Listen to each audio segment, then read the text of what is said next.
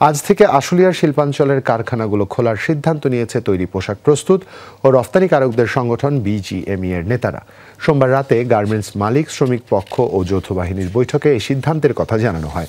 আরও জানানো হয়, সম্প্রতি আশুলিয়া শিল্পাঞ্চলে আন্দোলনকারী কোনো শ্রমিককে কালো তালিকাভুক্ত করা হবে না।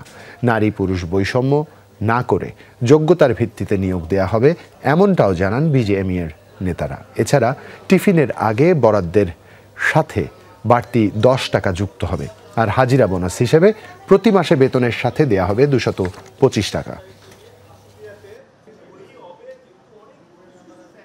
আমরা কালকে কাজ করব, কাজ চালিয়ে যাব।